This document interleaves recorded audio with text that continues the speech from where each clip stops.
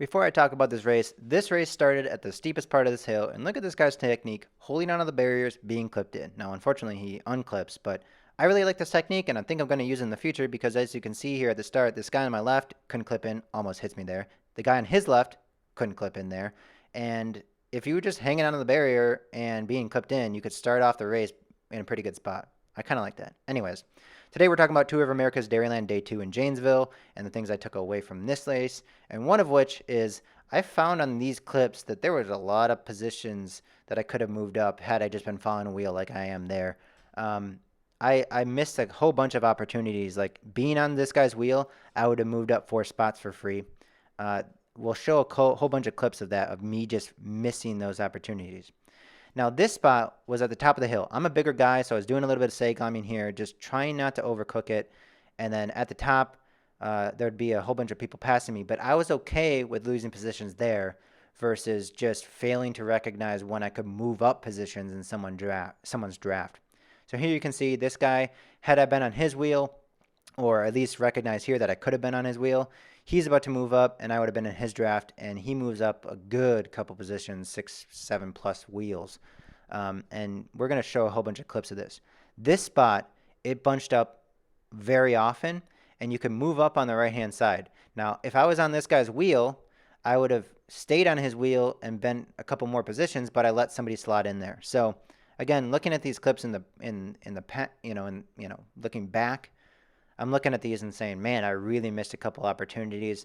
This I didn't even recognize I was missing in the middle of the race. I thought, oh, okay, well, I'm doing the sag climbing right. I'm not like really overcooking it, and I'm losing some positions, but I end up making those back because I'm pretty big and I can go downhill pretty fast after this. But other times, when it bunched up or when I just didn't follow a wheel I could have followed, like this guy, there's going to be somebody out of the saddle here in the upper right. And if I would have just put in more effort here when it bunches up, I would have been on this guy's out of the saddle wheel and moving up even more positions in someone's draft. So that's hindsight, right? Like if I would have recognized that or been able to recognize that during the race, that's, I think, kind of basic to racing crits, and kind of disappointed with seeing this footage now and recognizing positions where I could have moved up. Now this is an interesting spot because this is where the start of a break happens. It bunches up, and I'm doing sort of less than 200 watts. Now, this guy's out of the saddle, and if I would have recognized that he's about to go, I wouldn't have allowed a gap between my wheel and his. And even when I jump here and try to establish a gap, I wouldn't have been making as much of an effort, and I would have been on his wheel and not have to say sort of what I'm about to say. I'll work.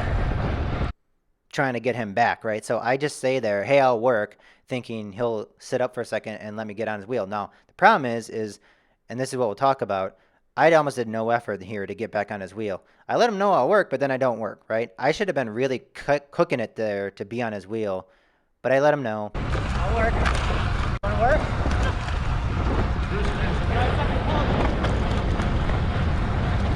Right, so at least I let him know I'll do some work. Now we're about to get a third guy, and I want to establish some rules of like, let's do some 5-second pulls, and I'll say that to them here. We got another guy.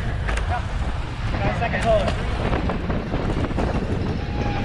Now that all sounds great, but the problem is we put nowhere near the effort that you need to do to establish a gap because the junior team is about to catch us here. The junior team didn't have anyone in this group, so they're pulling this 3-man break back, which is cool, good team tactics from the juniors there, but we're caught here. And so I'm on the front, and I shouldn't really be doing any work, which I really am not. I'm kind of strolling if you look at my power.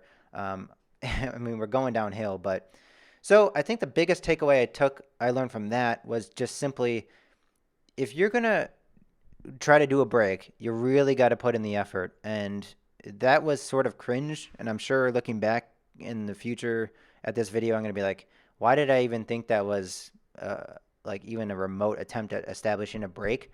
But it was my first break attempt ever. Now this guy's about to go, and he's on the junior team. And I think either his goal was just to string it out and keep it fast, and he does, and you'll see that over the next half a lap. But it's different, right? So this is just keeping it fast because we don't have a gap at all. And we're just stringing everything out. Now, if you're trying to establish a break, you actually really legit need a gap, right? and you need somebody to have to put some work on the front. Now, this is not establishing a brake. You can see it's just strung out. There's not really too many gaps opened at all. So this is not a brake attempt. This is just putting on the pain for the rest of the field. Um, so I think that's the main takeaway I learned from this race was I kind of rolled the dice on my first attempt at a brake, even though it was kind of shitty, I guess, because I really didn't really know the amount of effort you have to actually put in to establish a gap, and I was not doing that whatsoever here. So in the future, if I want to do a gap, I'll actually put some serious power down instead of saying I'll put some power down and saying I'll work with somebody versus not. Now there you can see I'm on the front, but I was doing very minimal effort. And here I'm about to gutter it, and the headwind or the wind is coming from left to right. So I'm not doing any effort, right? As I should. There's no reason I should be, I'm not going solo at all. But the problem is I didn't keep my speed into this hill, and we're about to get swarmed. So one of the other takeaways I learned was that if you're getting caught from a brake, it's probably a good idea to stay near the front. And I get swarmed here, and I lose a ton of wheels, and the sag climbing thing did not apply there. I should have stayed up, right? Stayed up where I needed to be. Now, future towed races, which we'll talk about, and I'll show you, I didn't get swarmed like that after I get caught on other brake attempts.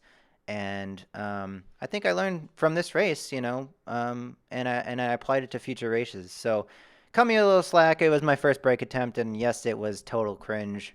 But yeah, I mean, I'd like to see what you have to say about brakes and how this went for me today.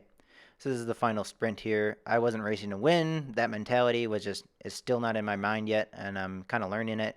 I might get a top 15 maybe here, but I was not really racing to win here, which is, a completely different story. So I hope you liked the takeaways I learned from this race. Let me know if you have any other thoughts, and we'll show you the rest of the towed races in the future. Thanks for watching.